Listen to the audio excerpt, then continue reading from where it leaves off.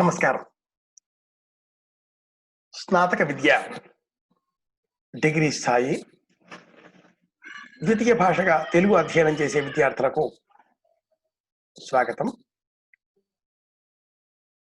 ద్వితీయ భాషగా తెలుగు అధ్యయనం చేస్తున్నాం, కానీ మొదటి భాషగా అధ్యయనం చేసే వారికంటే కూడా ఎక్కువ ప్రేమతో తెలుగును నేర్చుకునే ప్రయత్నం చేస్తున్నాం.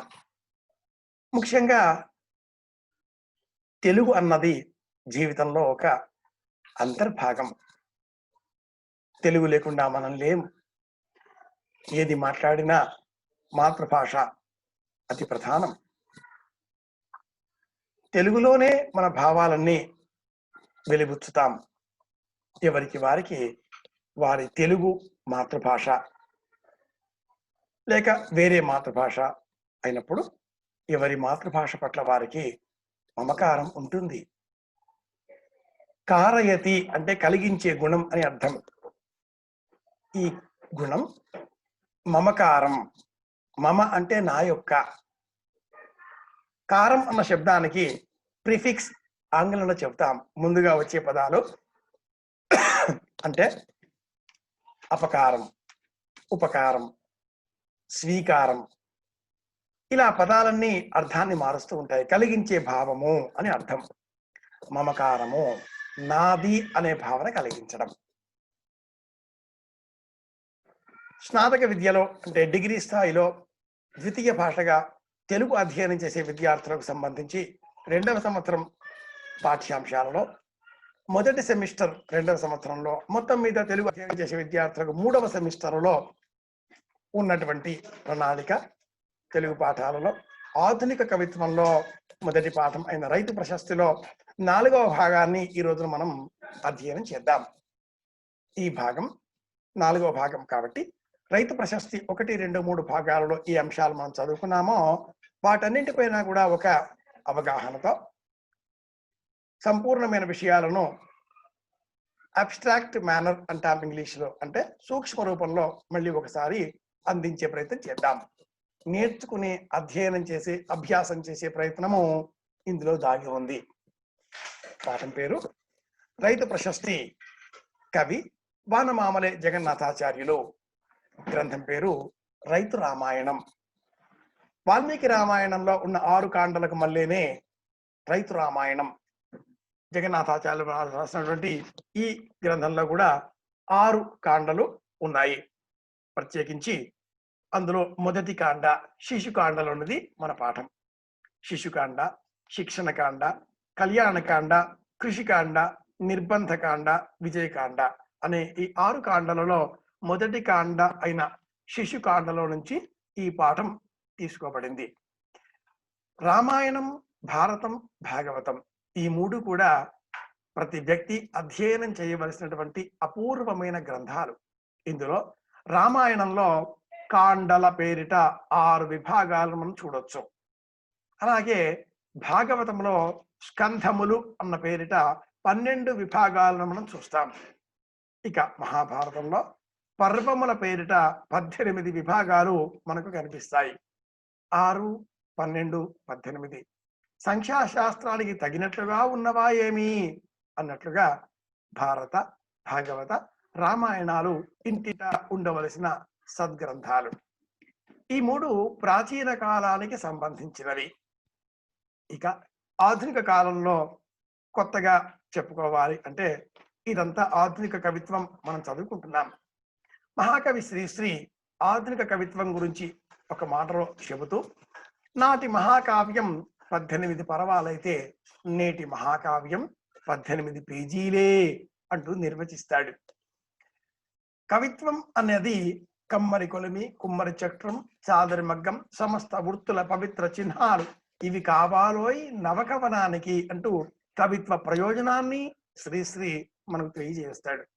సందర్భంగా శ్రీశ్రీని జ్ఞాపకం చేసుకున్నాం కానండి విద్యార్థులారా, ప్రాచీన కవిత్వమైన ఆధునిక కవిత్వమైన కవిత్వానికి ఉన్న ప్రయోజనాలు ఒకే మాదిరిగా ఉంటాయి. ఆ ప్రయోజనం సామాన్య మానవుడికి అతడి కష్టం ఏమిటో తెలియజేయడం, అతడికి ఏది కావాలో తెలియజెప్పడం, అతడి హక్కులు బాధ్యతలను గురించి వర్ణించడం, ధర్మాన్ని బోధించడం, నీతిగా, న్యాయంగా, ధర్మబద్ధంగా, సమాజానికి మేలు కలిగించే విధంగా, అందరికీ ఆదరణ కలిగించే విధంగా, అందరితో ఒకరిగా, అందరిలో ఒకరిగా ఎలా బతకాలో చెప్పేదే సాహిత్యం. ఇది సాహిత్యానికి ఉండేటటువంటి పరమమైన ప్రయోజనం. ఈ ప్రయోజనాన్ని సాధించే నిమిత్తమే ఆధునిక కవులలో వానమామలే జగన్నాథాచార్యుల వారు అగ్రగణ్యులు. 1910 ప్రాంతంలో వరంగల్ జిల్లాలోని మణికొండ అన్న గ్రామంలో జన్మించినటువంటి జగన్నాథాచార్యుల వారు, వీరి తల్లిదండ్రులు సీతమ్మ, బక్కయ్య శాస్త్రి. సోదరుడు వరదాచార్యులు, ఇతను కూడా గొప్ప కవి, పండితుడు. సంస్కృతం, ఆంధ్రం, తమిళం, ఆంగ్లంతో పాటుగా ఉర్దూ భాష కూడా నేర్చుకున్న మహానుభావుడు. బహు పండిత, బహు వ్యాఖ్యాత, బహు సంబంధిత, బహు విషయ, బహు భాషాపరమైనటువంటి అంశాలలో ప్రావీణ్యం పొందినవాడు జగన్నాథాచార్యులు. రాసిన రచనలు కార్పాస లక్ష్మి అన్న పేరిట ఒక నాటకం, కావ్యం రైతు రామాయణం. మన పాఠం రైతు రామాయణంలోని శిశుకాండలోనిది. వివాహం అయిన తర్వాత ఈ కవి తన నివాసాన్ని కరీంనగర్ జిల్లాలోని హుజురాబాద్ లోని పోతారెడ్డిపేటకు మార్చినట్లుగా పరిశోధకులు తెలియజేస్తున్నారు. అంటే కవి తన రచనలో కరీంనగర్ జిల్లా పదజాలం, వరంగల్ జిల్లా పదజాలం, ఈ రెండింటికి పెద్ద పీట వేసినట్లుగా మనం గుర్తించవచ్చు. చితికిన రైతుల గతుకుల బతుకులను ఈ కావ్యంలో కవి మనకు అందజేస్తాడు. కావ్య జగత్తులో ప్రతిఫలించే నిమిత్తమై కవి తీసుకున్న వర్ణనీయ వస్తువు సామాన్య రైతు, సగటు రైతు జీవితం. రైతు జీవితంలో ఉండే అవకాశాలు చాలా కొద్దిపాటే ఉంటాయి. రైతు ప్రపంచం చాలా పరిమితికి చెందింది, చాలా పరిణతితో కూడుకున్నదైనప్పటికీ పరిమిత విషయాలకు మాత్రమే లోబడి ఉంటుంది. రైతు ఎంతసేపు కూడా తన గ్రామంలోని తన ఇల్లు, తన పొలం, తన ఎడ్లు, తన బావి, తన మూట, తన మోటారు, తన పిల్లలు, తన పెంపుడు జంతువులు, మేకలు, కోళ్ళు, పశువులు, తనకు సంబంధించిన తన అన్న వృత్తంలో గిరి గీసుకొని అందులోనే జీవిస్తూ ఉంటాడు. గ్రామం చాలా చిన్నది, కానీ చాలా మంది రైతులు ఒక్కసారి ఆత్మ పరిశీలన చేసుకుంటే గ్రామంలోని కొన్ని వీధులను కూడా వారి జీవితంలో చూసి ఉండకపోవచ్చు. వారిదే గ్రామం, కానీ ఉదయం లేవగానే 4 లేవడం, నాగలి భుజం పైన వేసుకోవడం, పశువులను కట్టిన పలుపు తాళ్లను చేతిలో పట్టుకోవడం, నిశ్శబ్దంగా పొలం కేసి బయలుదేరడం. చీకట్లోనే చుక్కతో వెళ్తాడు, చుక్కతో వస్తాడు అనేది ఆనాటి కాలపు సామెత. చుక్క అంటే ఏమండో ఈ పిల్లలు, నక్షత్రము అని అర్థం. చుక్కతో లేస్తాడు అంటే శుక్రుడు అనే నక్షత్రం ఆకాశంలో కనిపించేది తెల్లవారుజామున 3-4 మధ్యలో.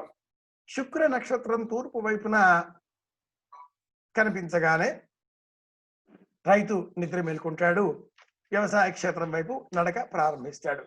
సాయంత్రం వైపున చుక్కలు కనిపించాయి అంటే గురు కొయ్యలు, 7 నక్షత్రాల మండలం, సప్తర్షి మండలం. ఇది కనిపించగానే అంటే 6 కాగానే తూర్పు వైపున మళ్ళీ ఈ 7 నక్షత్రాలే కనిపిస్తాయి. పడమర వైపున కాలానుగుణంగా కూడా కనిపిస్తాయి. ఇవి అర్ధరాత్రి 12 గంటలకు నడినెత్తికి వస్తాయి. రైతు విజ్ఞానం అంతా ఆకాశంలో ఉండే నక్షత్రాలతోటే ఉంటుంది. తూర్పున చుక్క పొద్దు కనిపించగానే నడక ప్రారంభమవుతుంది వ్యవసాయ క్షేత్రం వైపు. అక్కడ ఉదయం 4 నుంచి 7 వరకు బావి, మోట, గిలక కొట్టడం, కపిల కొట్టడం అని ప్రాంతాలలో వేరువేరుగా పిలుస్తారు. రాయలసీమ మాండలికం అలాగే కోస్తాంధ్ర మాండలికంలో బావిలో నీరు తోడడం మోట అని తెలంగాణలో అంటే వాడు కపిల అంటారు. అలా 7 వరకు మూట కట్టడం, ఆ తర్వాత అలక తీయడం, పొలంలో వ్యవసాయం పనులు చేయడం, మధ్యాహ్నం విశ్రాంతి తీసుకోవడం, సాయంత్రంలో దున్నకుండా వదిలిపెట్టిన ఇతర పొలం, అక్కడ ఉండే చెట్లు చేమ వాటిని ఆజుబాజులు చూసుకోవడం. ఇలా జీవితం అంతా కూడా రైతు పొలంలోనే సాగిపోతూ ఉంటుంది. మట్టి పిసకడం, మట్టిలో జీవించడం, మట్టి తినడం లాగా చెప్పుకోవాలి రైతు జీవితం అంటే. మట్టి వాసన వేస్తుంది. రైతు పాట పాడితే కూడా మట్టి పాటలే ఉంటాయి. రైతు జీవితం అంతా కూడా మట్టి. శరీరాన్ని విడిచిపెడితే కూడా ఈ పార్థివ దేహాన్ని మళ్ళీ మట్టిలోనే కదా మనం కలిపేసేది. కనుక మట్టి జీవితం. ఏముంది బూడిద అంటారు, అన్ని బూడిదలోనే. ఒక్క విత్తనాన్ని ఆ బురదలో మట్టిలో విసిరివేసి కొడితే అది మొక్కై మానై వందలాది పండ్లను అనంతమైన పంటను మనకు అందిస్తుంది కదా.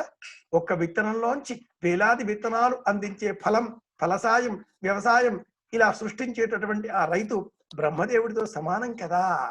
ఇలాంటి ఆలోచనలతో రైతు ప్రశస్తి అన్న పాఠాన్ని వానమామలై జగన్నాథాచార్య వారు మనకు అందించారు. ఈ పాఠంలోని విషయాలను మనం అధ్యయనం చేద్దాం. నన్ను కాకునూరి సూర్యనారాయణమూర్తి అంటారు. ప్రస్తుతం నేను బాబు జగజ్జీవన్ రామ్ ప్రభుత్వ డిగ్రీ కళాశాలలో ఉప ఆచార్యుడిగా తెలుగు శాఖలో విధులను నిర్వహిస్తున్నాను. పాఠం కల్పిత కథ.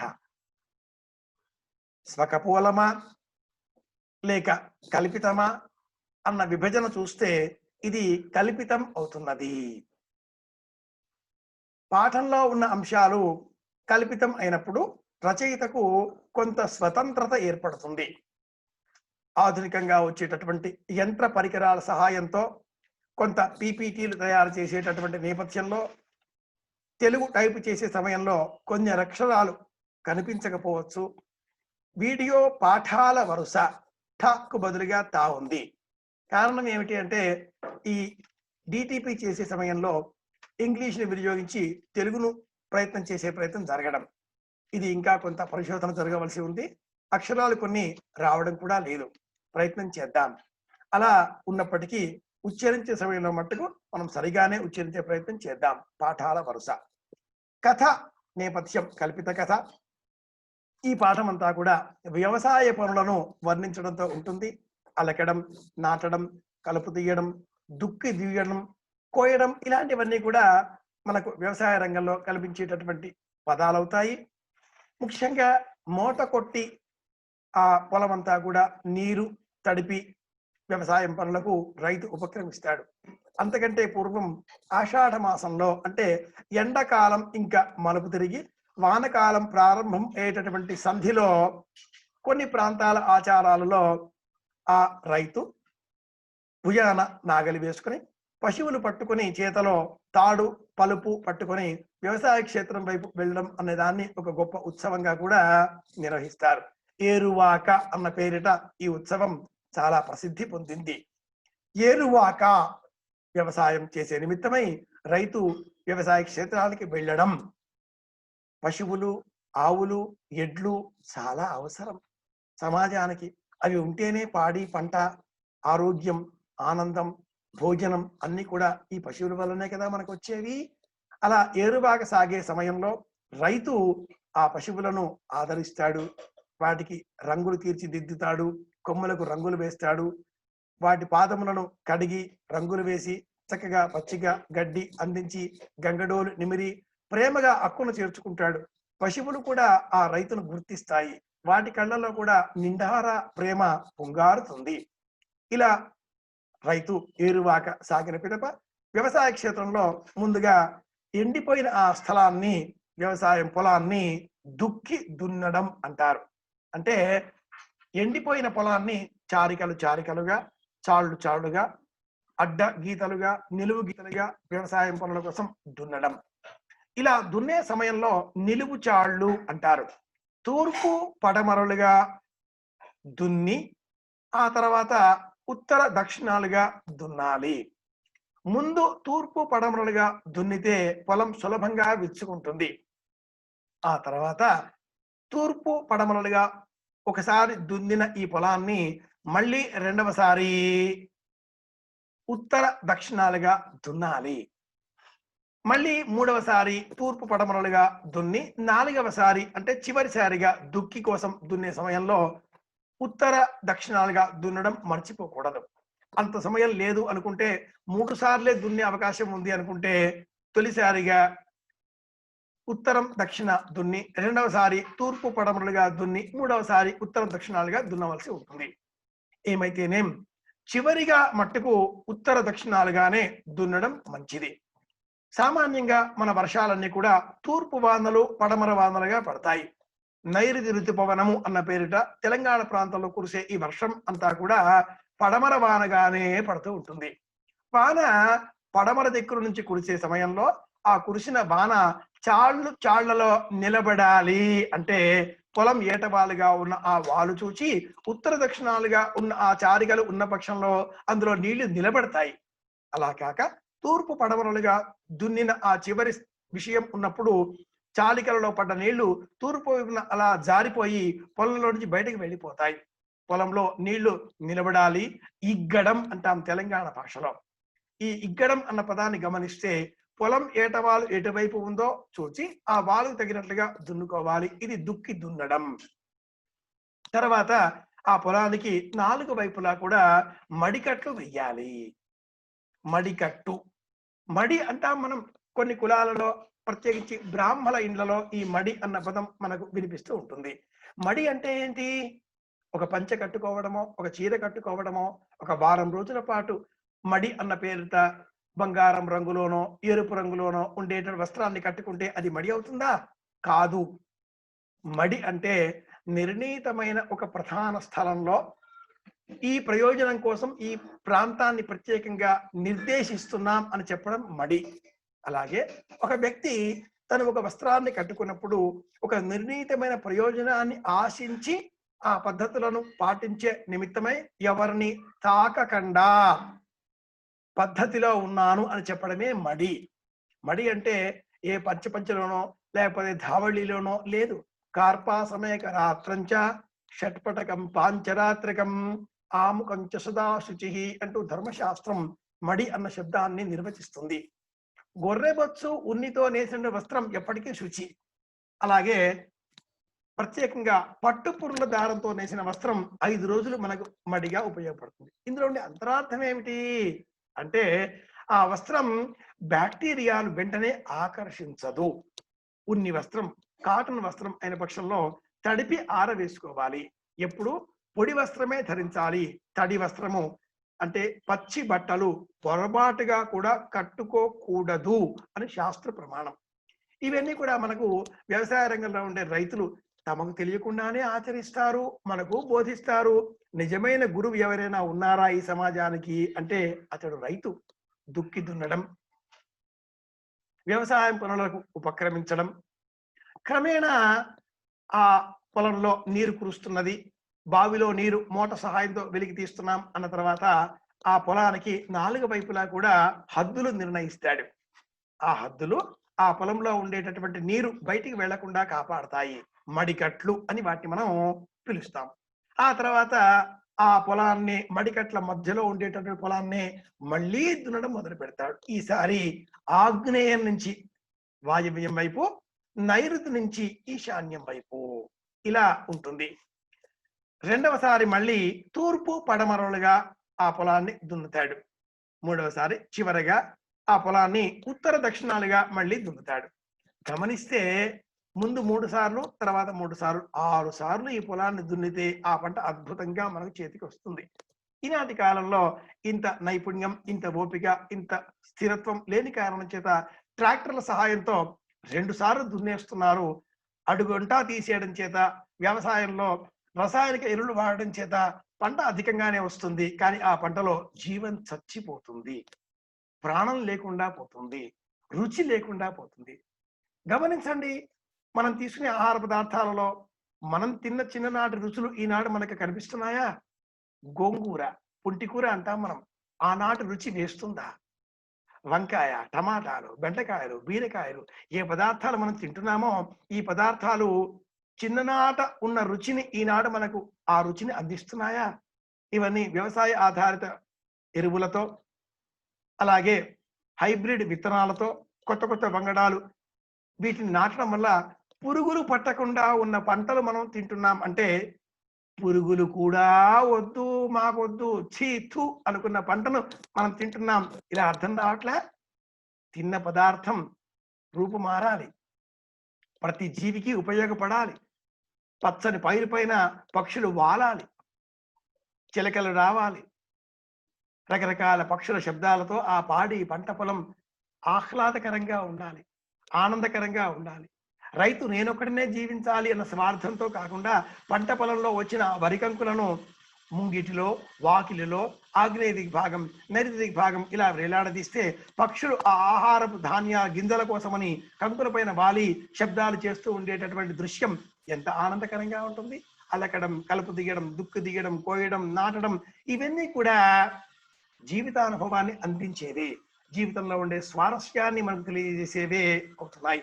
కథలో అంతా కూడా కల్పితం అని చెప్పుకున్నాం కదా. శ్రీరామాపురం అన్న క్షేత్రంలో ఈ కథ ప్రారంభం అవుతుంది. కథలో ప్రధాన పాత్ర సాగరయ్య, అతడికి 2 భార్యలు గంగ, మంగ. వారి పిల్లలు శ్రీరాముడు, లక్ష్మణుడు. రామాయణంలో ఉండే పాత్రలు కూడా ఇవే. ఈ నేపథ్యంలో కథ మొదలవుతుంది.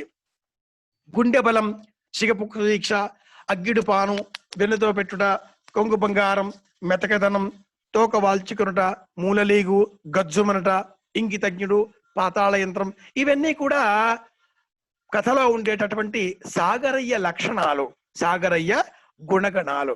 కలలుక కష్టజీవియట కాపుతనమున్ గృహస్థు గ్రామ పెత్తల జమిదారు కుట్రలు కుతంత్రములు ఎప్పటికప్పుడు వేయి కందుల గనిపెట్టు చూరి ప్రజనొప్పిని సొంత నొప్పిగా ఎడందలంచి స్వజాతి సోదరుల ధర్మపు హక్కులకై తలడ్డిడున్. ప్రజనొప్పిని, ప్రజల బాధను తన బాధగా గుర్తించేటటువంటి వాడు సాగరయ్య. వెన్నతో పెట్టినవి కొన్ని. అంతేకాదు గ్రామీణ ప్రజలకి అంతటికీ కూడా అతడు కొంగు బంగారం, సిగపుచ్చు దీక్షతో, అకుంఠితమైన గుండె బలంతో అతడు అగ్గిడు పానుపుగా అందరికీ సహాయం చేస్తూ ఉంటాడు. చిన్న పెద్ద అని కాకుండా అన్ని పనులు ఆచరిస్తూ ఉంటాడు. ఆ ఊళ్ళో ఉండే వాళ్ళంతా కూడా మెతకదనం గల ప్రజలు. కానీ అభ్యుదయ మార్గంలో సాగరయ్య ముందుకు తీసుకువెళుతూ ఉంటే ఆ మార్గంలో వాళ్ళంతా కూడా ఆ ఊరిలో ఉండే జమీందారును ఎదిరించారు, తమ హక్కులను సాధించుకోగలిగారు. క్రాంతమూర్తి అయిన ఆ సాగరయ్య ఆక్రాంతి పథము, శాంతియుతము, గ్రామీణ ప్రజాభిమతము ఫలితంగా గ్రామంలో ఉండే వాళ్ళందరిలో కూడా ఒక పౌరుషాన్ని తీసుకొచ్చాడు. ప్రజల దుష్టశక్తుల ధాటికి ప్రతిఘటించేటటువంటి ఆ జమీందార్ ఇంకా ఏది చేసేది లేక తోక మూర్చుకున్నాడు అంటూ మనం చెప్పుకోవాలి. కానైతే కాపే ఈ సాగరయ్య, కానీ ఘటికుడు కనుక ఊళ్ళో వాళ్ళంతా కూడా అణిగి మణిగి ఉంటారు. అతడి దర్పం ఏమిటో కానీ మూలలీగురు పగరలు. అతడి ఆ దర్పం ఏమిటో, ధైర్యం ఏమిటో కానీ ఊళ్ళో వాళ్ళంతా కూడా గమనిస్తే శత్రువులందరినీ కూడా సమూలంగా నాశనం చేసేటటువంటి ఆ సాగరయ్యను పటేల్ అనేవాళ్ళు భయంతో ఉండేవాళ్ళు. అంతా కూడా ఎంత భయంతో ఉండేవాళ్ళు అంటే శత్రువులు కూడా వీళ్ళతో పీకి వేస్తాడు. మూలలీగుట అంటే మూలలతో పీకి వేయుట.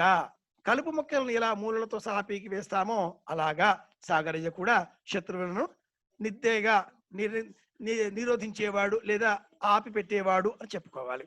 అతడిని సాగరయ్య పటేల్ అని పిలిచేవాళ్ళు అంతా కూడా. పుడిగెలెత్తుట అనేది కూడా వ్యవసాయ క్షేత్రంలో కనిపించేటటువంటి ఒక అద్భుతమైనటువంటి మాట. లేవిడి పాట, ఇది కూడా ఒక మంచి పాట. వ్యవసాయ క్షేత్రంలో వ్యవసాయం చేసే సమయంలో స్త్రీలు దంపుడు పాటలు, లేవిడి పాటలు, దుక్కిడి పాటలు, అలికే పాటలు, నాట్ల పాటలు ఇలా అనేక రకాల పాటలతో వ్యవసాయాన్ని ఆనందంగా వారు ఆట పాటలతో చేసేటటువంటి వారు. సినిమా పాటలు కూడా జ్ఞాపకం తెచ్చుకుంటే ఆడుతూ పాడుతూ పని చేస్తుంటే అలుపు సలుపే ముందులే అన్న పాట జ్ఞాపకం రాదు. శ్రీ సూర్యనారాయణ పట్నానిల్లు పట్నాన ఇల్లు శ్రీ సూర్యనారాయణ ఇట్లాంటి పాటలను పొలాలలో వరి నాట్లు నాటే సమయంలో ఆడవారు పాడేటటువంటి వారు. అలాగే తెల్లవారెను తూర్పు దిక్కున తెరల తీరలరు తిమిర జూరెను ఇటువంటి పాటలు కూడా పాడేటటువంటి వారు. ఆ సాగరయ్యకు 2 భార్యలు గంగ, మంగ. వానమామల జగన్నాథాచార్యుల వారు ఈ పాఠాన్ని మనకి ఎంత అందంగా అందించారు అంటే, ఒక వ్యక్తికి 2 భార్యలు ఉండడం న్యాయమా? అన్యాయం, అధర్మం. ఒక వ్యక్తి, ఒక భార్య అంతే జీవితం. 2 లోకంలో ఎప్పుడు ఒకసారి చచ్చిపోరు. ఒకరి ముందు ఒకరి తర్వాత. ముందుగా చనిపోయిన వారు తర్వాత చనిపోయి లేక బ్రతికి ఉన్న వారి కోసం, భూలోకంలో ఉన్న వారి కోసం ఆకాశంలో స్వర్గంలో ఎదురు చూస్తూ ఉంటారు అంటుంది ధర్మం. అలాగే చనిపోకుండా బ్రతికిపోయిన ఆ 2వ వారు కూడా తమ జీవిత భాగస్వామి స్వర్గంలో ఉంటుంది, తమ కోసం వేచి ఉంటుంది అన్న ఆలోచనతో తమ జీవితాన్ని దైవార్పణగా గడపాలి, కానీ మళ్ళీ వివాహాధికారులను ఆచరించకూడదు అని కూడా ధర్మమే చెబుతుంది. ఏకకాలంలో 2 చనిపోరు కదా. కనుక ఒక వ్యక్తి, ఒక భార్య, ఒక భర్త. సమాజంలో దంపతులు అంటే భార్యాభర్త అనే అర్థం. తెలుగులో 2 పదాలు ఉన్నాయి, భార్యాభర్తలు. మొగుడు పెళ్ళాలు. ఇవి ద్వంద్వ సమాసానికి ప్రతీక. మొగుడు పెళ్ళాలు అంటే ఒక మొగుడు, ఒక భార్య. అంతేగాని మొగుడు పెళ్ళాలు అన్న బహువచనం, భార్యాభర్తలు అంటే ఒక భార్య, భర్తలు అనే దురర్థం, చెడు భావన ప్రపంచంలో ఈనాడు బాగా వ్యాపిస్తూ ఉన్నది. ఇది చాలా తప్పు, దోషము, పాపము, అధర్మము, అన్యాయము, అనైతికము. భగవంతుడు క్షమించడు. ఒక భర్త, ఒక భార్య, అంతే జీవితం. ఇలాంటి దృష్టిని మనసులో పెట్టుకున్న వామనామలై జగన్నాథాచార్యుల వారు కథానుగుణంగా చెప్పినప్పటికీ గంగా మంగ అన్న పేరిట అది ఆనాటి కాలం సమాజాన్ని మాత్రమే ప్రతిబింబిస్తుంది. కానీ నేడు మనం ఎంత మాత్రము అనుసరించకూడదు అని చెప్పడమే ఈ పాఠంలోని మనం నేర్చుకోవలసిన అంశం. పాఠాన్ని మనం గమనిస్తే సాగరీయ వృత్తాంతాన్ని కానీ, సాగరీయ గుణశీలాలు కానీ, సాగరీయకు దైవానుగ్రహంతో బిడ్డలు పుట్టిన విధం కానీ ఎలా అని మనం పరిశీలన చేస్తే ఈ 3వ పాయింట్ ఏదైతే ఉందో విషయం దైవానుగ్రహంతో, ఇది మనకు లోకంలో భార్య భర్త అన్న ధర్మాన్ని మనం తెలియజేస్తుంది, నిలబెడుతుంది. ప్రాయము చెల్లె నాకు, వయస్సు చెల్లిపోయింది, సంతానం కలుగుతుందో లేదో అన్న ఆలోచనతో గంగ తన సోదరి అయిన మంగను భర్తకు నచ్చజెప్పి, మనస్సు నింపి, 1000 విధాలుగా చెప్పి చెప్పి చెప్పి చెప్పి ఒప్పించి ఒప్పించి అతడికి కూడా అంగీకరించిన పిదప పుణ్యలోకాలు కలగడం కోసం అనే మాటతో వివాహానికి అంగీకరింపజేసింది. ఋతుకాలములు గడిచాయి, కాలగర్భం గడిచిపోయింది. సాగరయ్యకు వృద్ధాప్యం వచ్చింది. సాగరయ్య వయస్సు చిన్నగా షష్ఠి పూర్తికి చేరుకున్నదట. 60 ఏళ్లకు వచ్చాడు.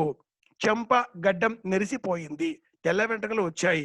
తెలుపుగా అతడిది చరమాధ్యాయం 4వ భాగంలోకి మారింది అని అర్థం. బురదనాగలి తగ్గడి, బురదనాగలి దున్నడి దురద తగ్గే. అతి కష్టమైన వ్యవసాయపు పని బురదలో ఉన్న భూమిని దున్నే ప్రయత్నం చేయడం. చాలా కష్టమైన పని. వయోభారం పెరిగింది, అయినా కూడా చేసేవాడు సాగరయ్య. మానలేదు ఎప్పటికీ ఆ భార్యలు గంగా మంగ, రమ ఉమ అర్చనలు. ఇది మాటల సరదా. రమ అంటే లక్ష్మీదేవి, ఉమ అంటే పార్వతీదేవి. అలాగే ఉమాధవుడు అంటే శివుడు, రమాధవుడు అంటే విష్ణువు. ఉమా రమాధవుల స్మృతులు. మాధవుడు అన్న పదం కూడా ఒక తమాషా. మా అంటే కూడా లక్ష్మీదేవి, ధవుడు అంటే భర్త, మాధవుడు లక్ష్మీదేవి భర్త. అలాగే మాధవ స్మృత, ఉమాధవ స్మృత అనే 2 పదాలు ఉంటాయి. ఉమా అంటే పార్వతి, ఉమాధవుడు అంటే శివుడు. శివపార్వతులను అర్చించడం, లక్ష్మీనారాయణులను అర్చించడం లోకంలో ఎక్కడైనా కనిపిస్తుంది. కానీ లక్ష్మీ పార్వతి అర్చన వేరే, శివకేశవుల అర్చన వేరే అన్నది ఈ కవి చేసిన చమత్కారంగా మనం భావన చేయాలి. ఆ తర్వాత ఆ ఇద్దరు స్త్రీలకు నెలలు తప్పినాయి. వారిద్దరికి కూడా చక్కగా గర్భం నిలిచింది. ఆ పిదప పొద్దులు నిండాయి. తెలంగాణలో ఉన్న పదమండలికం పొద్దులు నిండడం. ఆ తర్వాత చక్కగా ఆ ఇరువురికి కూడా సంతానం కలిగింది. అనగనగా పెద్దదైన గంగమ్మ కానుపయ్య సుఖమైన కాన్పు, శ్రోత్రామృతముగా రాని వచ్చను శుభవార్త, నలుపున కలిగ మగ బిడ్డ నడిజాము కలికి వేళ. గంగకు పుట్టిన ఆ కుమారుడు నలుపు వర్ణంలో ఉన్నాడట. రాముడు కూడా శ్రీమద్ రామాయణంలో నల్లగానే ఉంటాడుగా. అలాగే ఆ తర్వాత ఇరువురు రాణుల ఎందున ఇరువురు మగబిడ్డలు ఒదవిరి నాటికి సాగరు ఘన పావన వంశాంకురములు మా గ్రామ ప్రజకు వరములు అనేటట్లుగా చెబుతారు. ఉమాధవ, మాధవ అన్న ఈ అలంకారం మీద మనం చెప్పుకున్నాం కదా. ఇందులో క్షేకానుప్రాస అన్న అలంకారము ఉంది. 2 అక్షరములు అర్థభేదంతో మళ్ళీ మళ్ళీ వస్తే అది ఛేకానుప్రాస అన్న అలంకారాన్ని సూచిస్తుంది. ఇది శబ్దాలంకారం. కవిత్వంలో ఎంత అద్భుతంగా ఈ కవి మన ముందు ఉంచాడు అంటే అన్ని విషయాలను మన ముందు సాక్షాత్కరింపజేశాడు. సాహిత్యంలో ఉండే సొగసులు, శబ్దార్థాలు అన్నీ కూడా. ఉమాధవ అన్న శబ్దం శివుడు, మాధవ అన్న శబ్దం విష్ణువు. ఇలా 2 అర్థాలతో ఒకే పదం పునరావృతమవుతుంది. ఇది ఛేకానుప్రాస. మానలేదు వారలు మారమార్చనలను, వదలలేదు మాధవ మాధవ స్మృతులను, తప్పిపోవదే దేవతావ్రతాది నియమనిష్టలను నిరాశలై చెదరక. ఇలా మనం ప్రశ్నలలో 3వ ప్రశ్న అయిన సాగరయ్యకు దైవానుగ్రహంతో పిల్లలు ఎలా పుట్టారు అన్న విషయాన్ని మనం సందర్భోచితంగా వివరించుకోవచ్చు. ఎప్పుడు అతడు సాగరయ్య తన పూర్వీకుల బ్రాకీ కింద నారుమడి విత్తనాలను కూడా కొలిచి ఇచ్చేవాడు. ఇది చాలా అపురూపమైన విషయం. పాత అప్పులు తీర్చి కొత్త అప్పుల పత్రాలు రాసి ఇచ్చేవాడు. అయ్యా నేను అప్పు తీర్చలేను, పర్వాలేదు కొత్త కాగితం రాసుకుందాం అని మాట్లాడేవాడు. తన విలువ జారనివ్వకుండా ఇంట్లో నిలువ ధాన్యాలు లేకపోయినా తన పరపతి ఆధారంగా చేసుకుని గుట్టుగా సంసారాన్ని నెట్టుకుంటూ వచ్చేవాడు సాగరయ్య. పాతర అన్న శబ్దాన్ని కూడా మనం ఇక్కడ నేర్చుకోవాలి. మీ ఇంట్లో మీ తాత పాతర ఉన్నదా అన్న మాట మనం మాట్లాడుతూ ఉంటాం. పాతర నిలువ వేసిన ధాన్యం. పూర్వకాలంలో ధాన్యాన్ని బూడిదలో వేసి మళ్ళీ బూడిద కప్పి దాచిపెట్టేవారు. బూడిదలో కప్పబెట్టిన విత్తనం ఎప్పటికీ చెడిపోదు. ఇది మేలిమి విత్తనంగా మనకు నిలిచి ఉంటుంది. ఇది ఈ పాఠంలో మనం నేర్చుకోవాల్సిన అతి ముఖ్యమైన విషయాలు. కొంగు బంగారమే ఇన్ని అన్ని కావు కొన్ని వేలు, మంచు పొరలో అగ్గి దుమార మొదవే, నక్కయ్యి తోకవాల్చుకొనియే, లేచి ఎదురు తిరిగినేని ఎదురలేదు, పాతాళ యంత్రమాతనలోని ఊహ, ముడిపెట్టెను రేపటి దారి కోసమై, ఇంకా లేదని ఆశ చాలించుకొనియే అనేటటువంటి 9 కూడా ప్రధానమైన సందర్భాలు. ఇవి ఈ పాఠంలో మనం నేర్చుకుందాం. ఇంకా నేర్చుకోవాలి అంటే సమీపంలో ఉండే గ్రామాలకు వెళదాం. నిజమైన జీవితం, నిజమైన ఆనందం గ్రామాలలో ఉంది, రైతుల వద్ద ఉంది. సిటీలో అంత ఆకర్షణ, పల్లెలు అంత కన్నతల్లి వంటి భావాలతో మనకు ఆహ్లాదకరమైన వాతావరణాన్ని కల్పిస్తాయి, ప్రేమను అందిస్తాయి. పల్లెకు వెళదాం, ప్రశాంతంగా జీవిద్దాం. మళ్ళీ పాఠంతో మళ్ళీ కలుసుకుందాం. ధన్యవాదాలు.